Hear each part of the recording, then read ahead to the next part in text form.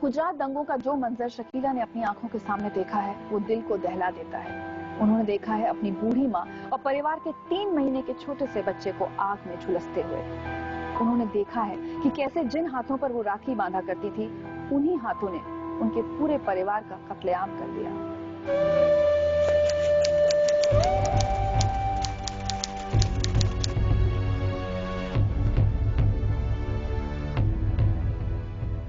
शकीला बानू अहमदाबाद की रहने वाली हैं? हाँ, अहमदाबाद की रहने। 28 फरवरी 2002 को आप कहाँ थी? मैं अहमदाबाद में थी। क्या हुआ था उस दिन आपके सामने? 2002 में बहुत बड़ा दंगा हो गया था। सुबह जो 9 बजे से लेके चालू हुआ था। एक दिन पहले तो जो गोधरा कांड में हुआ था उसके दूसरे दिन हमारे वहाँ हुआ अहमदाबाद में। सुबह 9 बजे से लेकर शाम के 6 बजे तक भाग भाग के हम थक चुके थे। एकदम कोई धाबे पे छुप गया था, कोई कहीं छुप गया था। हमारे बच्चे सुबह से भूखे प्यासे थे। हमारा पूरा परिवार था। हमारे परिवार में पूरा 8 इंसान थे।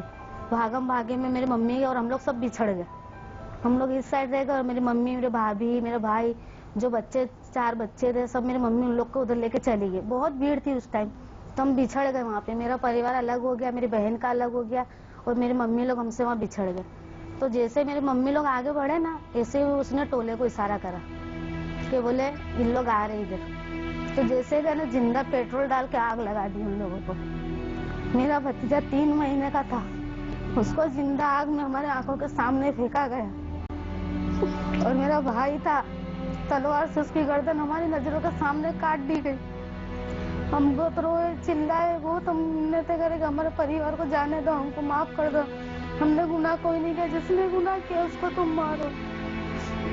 ऐसा सर काट के हमारे कदमों के आगे पड़ा था मेरे भाई का। 2 ही भाई थे हमारे। 3 महीने का जो लड़का था वो बोले तेरे बच्चों को भी हम देख तेरा क्या हाल कर दे। 3 महीने के बच्चे को गोद में से छीन के ऐसी आग लग रही थी, वो आग में उसको डालती है। तो हमारा पूरा परिवार, एक भाई बच गया था, उसको लग गई तलवार, मारे उसको सर में, पूरा जल गया हुआ था। फिर उसको वाड़ी VS में उसको दाखिल करे, उसका इलाज करा। फिर उसको 3 दिन जी के बड़ा वाला भाई भी मेरा मर गया। फिर मेरा भतीजा बच गया, यानी 2 बच्चे बच गए अच्छे परिवार में। जिसका माँ चला गया, जिसका बाप चला गया, आज मेरे भाई के बच्चे 2 यतीम हो गए। ना माँ है ना बाप है। दुनिया में सब कुछ मिलेगा लेकिन माँ बाप कभी नहीं मिलेंगे। आज हमको कुछ त्योहार होता है, कोई कुछ अच्छा मौका आता तो हमको परिवार की याद आती है। आज हम पे, हमारे सर पे कोई हाथ रखने वाला नहीं है, ना भाई है, ना माँ है, ना बाप है, कोई नहीं है।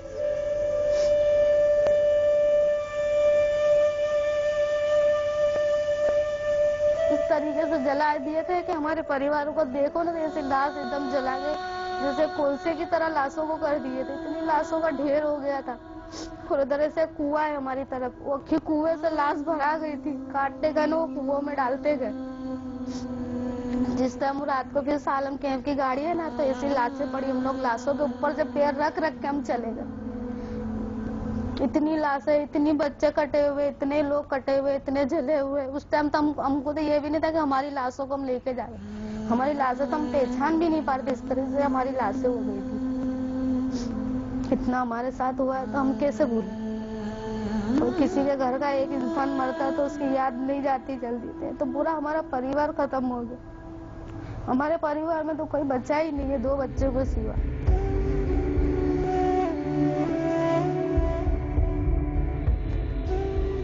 तो हम तो ये कहना चाहते हैं कि नरोड़ा पार्टी वाले तो गोधरा में गए नहीं थे। जिसने भी गुनाह किया उसको सजा दो ना, हमको क्यों सजा मिली?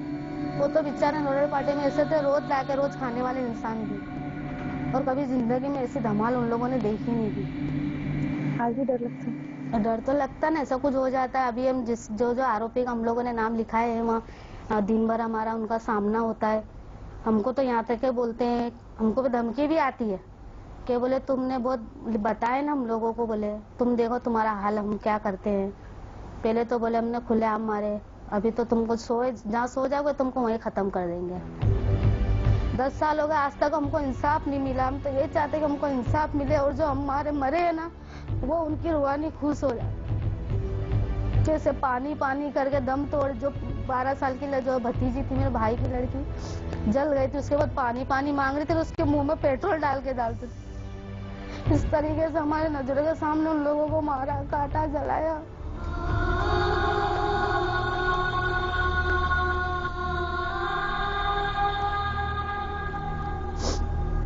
तो आपने कहा कि आपको जिन लोगों को आप अच्छा समझती थी, जिनसे जान पहचान थी, उन्होंने भी धोखा दिया। हाँ, अब तो आप किसी पर विश्वास नहीं कर पाओ। किसी पे विश्वास नहीं है अब हमको। हमारे साथ रहते हुए उन्होंने हमारे साथ गद्दारी करी है, तो किस पे भरोसा करे? क्या पुलिस वाले पे करे? क्या गुजरात सरकार पे करे? क्या जो रहने वाले हमारे बाजू में थे, क्या उस पे विश्वास करे? 10 साल हो गए, ये तो खाली सिर्फ बोलने का, लेकिन हमको तो ऐसा नहीं लगता था। हमारे को तो ऐसा लगता है अभी का माहौल है, ये हमारे साथ अभी हाल में हुआ है। 10 साल हो गए, लेकिन हम एक एक पल हम नहीं भूले। और कभी भी हम पूछेंगे, तुम 10 साल के, हमको 20 साल बाद भी पूछेंगे तो हमारा जवाब यही रहेगा, ना हम कुछ भूले ना भूलेंगे।